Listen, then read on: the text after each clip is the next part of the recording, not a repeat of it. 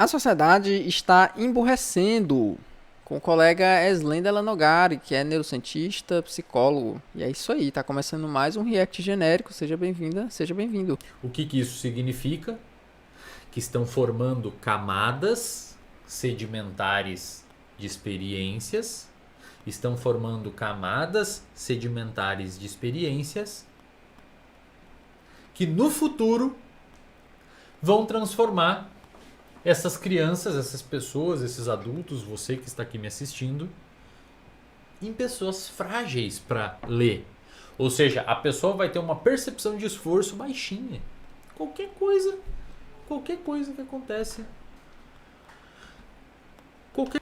Sim, isso é um ponto que eu concordo com ele. A percepção de esforço realmente é baixa, mas o que eu estava pontuando e vou trazer de novo à tona é o fato de que se isso acontece no meio acadêmico, por exemplo, que era do que ele estava falando no React anterior, ou no corte anterior desse React, se isso acontece no meio acadêmico, por um lado, não é só porque as pessoas querem, não é só uma tendência das pessoas, como ele mesmo está falando, isso é um movimento que acontece, né? E ele não deu nome aos bois, mas eu estou falando, isso é um movimento que os próprios editais de fomento, a própria estrutura da produção acadêmica, né, as revistas, os periódicos incentivam quando eles lançam os editais pedindo artigos cada vez mais curtos, artigos menores, por exemplo.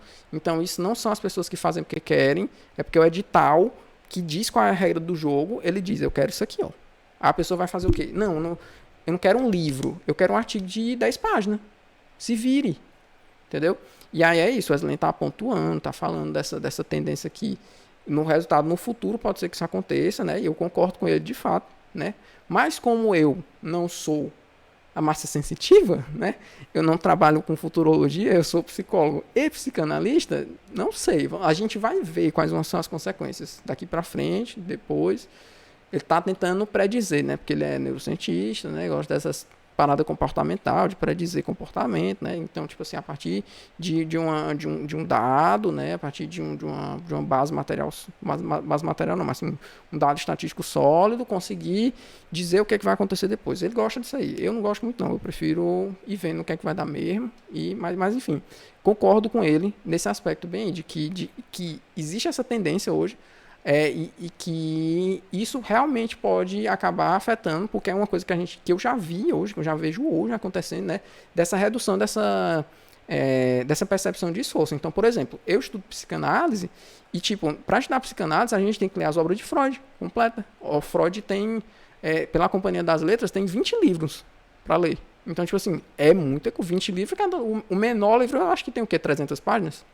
Então, tipo assim, é grande, é muito extenso. Lacan, outro teórico que eu particularmente gosto, pelo qual eu me oriento também na perspectiva lacaniana da psicanálise, a gente tem que ler tem entre aspas, né? Tipo assim, quem quer, eu considero que seja importante ler os seminários. Lacan tem 27 seminários. Eu não lembro quantos estão traduzidos para o português, mas vamos supor que sejam uns 20, 22, né? Seminários. O menor seminário tem 350 páginas. Então, tipo assim, realmente e aí você vai ler um artigo na internet não, mas tipo assim, o artigo que a revista pede, né, o tamanho do artigo é 10 páginas. Então a galera se acostuma realmente a ler artigos menores, a ler conteúdos menores e fica naquela ali. Fica naquela mesmo. Só que é como eu tô falando. Existe esse lado, mas eu tô dizendo também, o que eu tô pontuando, é como o Wesley tá falando, né, existe esse lado, mas como eu tô pontuando, isso não se dá por acaso. Isso é característico da própria estrutura da produção acadêmica hoje. Qualquer coisa não vai ser muito custoso. Criança, o adolescente, o adulto vai ter uma dificuldade tremenda em ler. Aí aquele professor na sala de aula cobra um pouquinho mais e os caras vão na coordenação reclamar do professor. Aí o professor é tirano, o chefe é um babaca. Onde que cobra? Onde que professor de ensino fundamental cobra? E professor de ensino médio cobra? Como é que tem tempo para cobrar, cara? O professor de ensino médio e ensino fundamental. O cara tem que dar 40, 60 horas para poder se manter, recebendo uma mixaria, recebendo pouco, muito pouco, por um trabalho extenuante, um trabalho muito pesado. Como é que cobra? Que mundo é esse que o Wesley vive? Você tô me perguntando, colega, porque meu amigo, nas escolas que eu estudei, ele não tinha tempo para cobrar, o professor não tinha tempo para cobrar, porque se ele fosse estudar um pouquinho a mais para poder dar uma aula mais aprofundada, ele ia se prejudicar, porque ele não ia conseguir dar as outras aulas dele, entendeu? Então, olha aí mais outro ponto dessa estruturação aí que vai fazendo com que as pessoas emburreçam, né? Porque o título é esse, a sociedade está emburrecendo. Cara, não é que a sociedade está emburrecendo. É que existe por exemplo, no campo acadêmico existe uma demanda de produção rasa e superficial, rápida. É isso que acontece. Isso vai gerar resultados? Vai. No campo da docência, por exemplo, os professores estão sobrecarregados. É isso que acontece. Aí, o professor não... quando o professor cobra a chamada de tirano, meu amigo, o professor não cobra porque não tem tempo para fazer isso.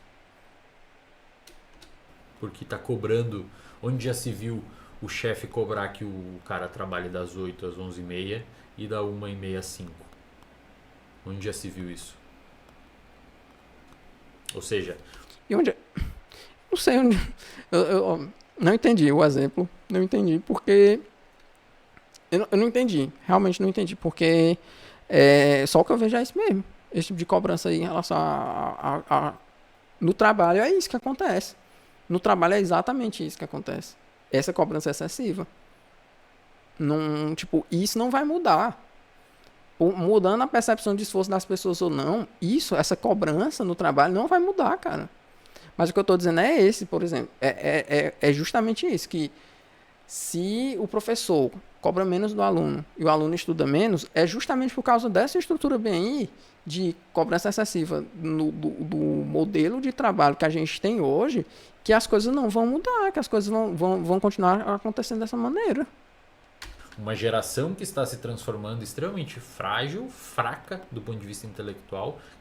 Qual é o critério? Estou desde o React passado perguntando para o colega psicólogo, neurocientista, qual é o construto que foi utilizado para balizar e para avaliar qual é a fragilidade, o que marca, qual é o marcador que está sendo utilizado para dizer que a sociedade está mais fraca intelectualmente ou não. Eu quero entender ainda qual é o critério, eu quero entender quais são as correlações, eu quero entender qual é o construto que está sendo utilizado aí ainda. Não entendi. Eu tô esperando até agora. Desde o corte passado até agora, eu tô esperando qual é o critério. Que não estuda, que não lê, que não se organiza, que não treina, que não faz dieta. E nesse meio tempo, nesse meio dessas pessoas, tem você que está aqui me assistindo. Aí eu tô assistindo. O que é que tem eu, Adolfo? O que é que tem eu? Uma pessoa que está terça-feira, 9h, assistindo um maluco falar sobre circuito neuronal no YouTube. Então... Não, é só um corte, realmente não... Curiosamente caiu numa terça-feira também, mas o corte aí só pegou um pedaço bombástico da fala dele. Falta a parte do circuito. Queria, né? Pra ver se apareceu o critério de inteligência aí que no corte ficou faltando.